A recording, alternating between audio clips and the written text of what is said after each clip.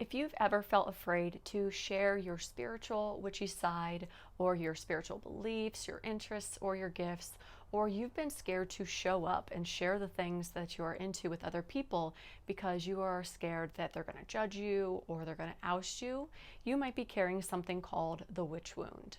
In this video, I'm going to explain what the witch wound is and how it shows up in our life and behavior and in our relationships, and why so many of us still carry this innate fear within us to this day, even though there are no witch trials going on. If videos like this and this topic interest you, be sure to like and subscribe because I have a whole series covering the witch wound, helping you to understand it, navigate it, and heal it. But before we get into it, if you are new here, welcome. My name is Christina. I'm the founder of Awaken Magic Within and America's top witch wound healer. I help people, both men and women, heal their witch wound, understand it, help them navigate relationships and different dynamics within their life, and be able to show up and embrace who they truly are.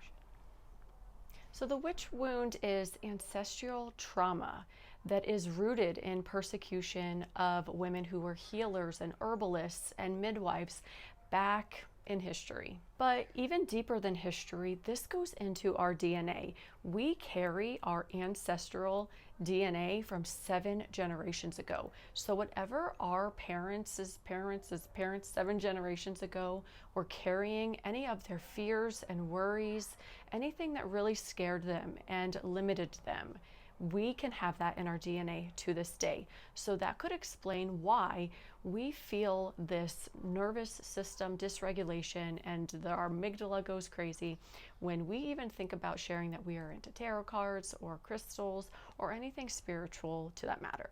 So hundreds of years ago, there was a real fear of being labeled a witch and being accused of witchcraft. And with that came persecution and the witch trials and hangings and burnings and stonings and all of the things.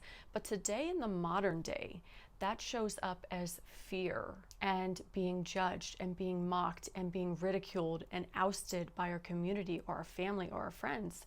And that lives inside of us. And how this can show up in relationships is we have a fear to simply just speak up about things that we're into, or that we do, or that we believe in with other people who might not see things the way that we do. It shows up in people pleasing. So just kind of going with the flow and agreeing with everybody and dimming your light just to make others comfortable or to not ruffle feathers, or to keep people happy and to make people like still love you and accept you. Those are people pleasing behaviors. It can also show up as self-doubt. So you are like, am I really this intuitive? Do I really have these spiritual gifts? You know, like you're doubting yourself, even though deep down inside you feel like you see things and can feel things differently than maybe other people can around you. And it definitely shows up with hiding your books, hiding things from people when they come over. I mean, I did this for 2 decades. I got my first Wicca book like when I was 16 or 17, and my first boyfriend didn't care that I was into Wicca.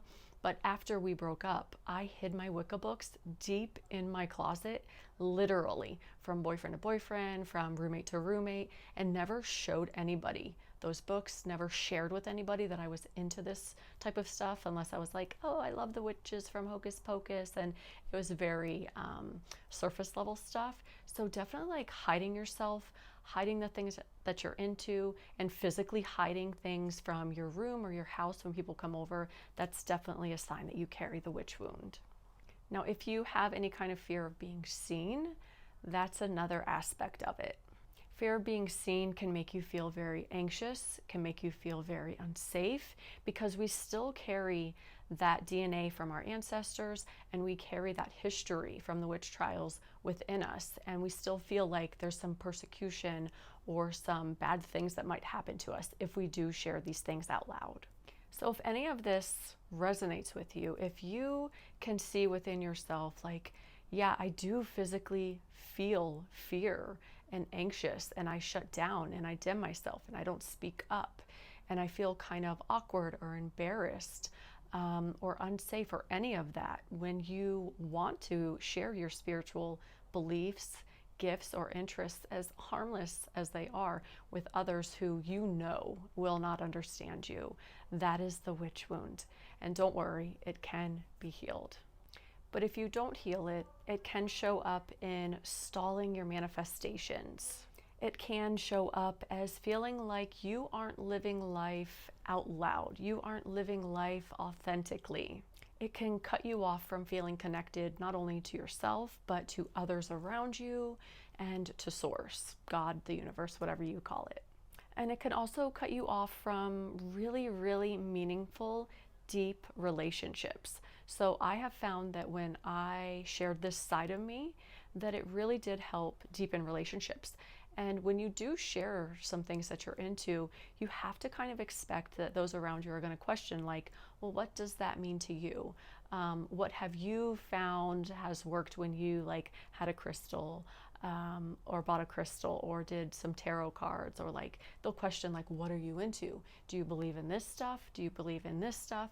And so at the very beginning, probably within the first like couple of conversations, you kind of have to expect that there is going to be a little rebuttal, there's going to be some curiosity, people are going to have questions, and it's just really up to us to stand in our truth from a place of love and from a place of confidence, and share those things with others, because once they find like, oh, you know, it's really not that bad, this isn't like as bad as I have thought it was, due to maybe either religious beliefs or historical context, that the worry that they even carry around it, the fear that they even carry around it for you, kind of diminishes over time. And I think something that we also need to understand is that even those who are religious or in faith circles can still carry the witch wound, but they carry it in a sense of being scared of somebody, or like disliking something, or being super judgmental.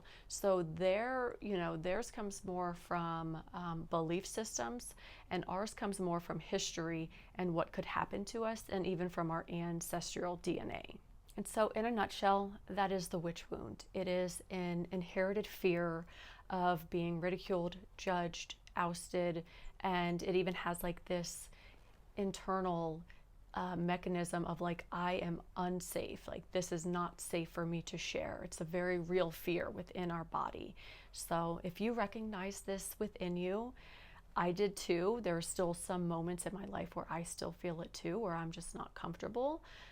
It's definitely a navigation within the first year, for sure. I mean, it hasn't even been a year since I first came out of the broom closet and started to openly heal my witch wound in front of everybody. But it can be healed, and I'm here for you. I do have an ebook and a course specifically to help you heal the witch wound, to help you understand it, help you navigate things within yourself and those beliefs within yourself, and to navigate life and relationships and all of that. So I will leave the link to it down below, and I hope to see you on the next video. Bye.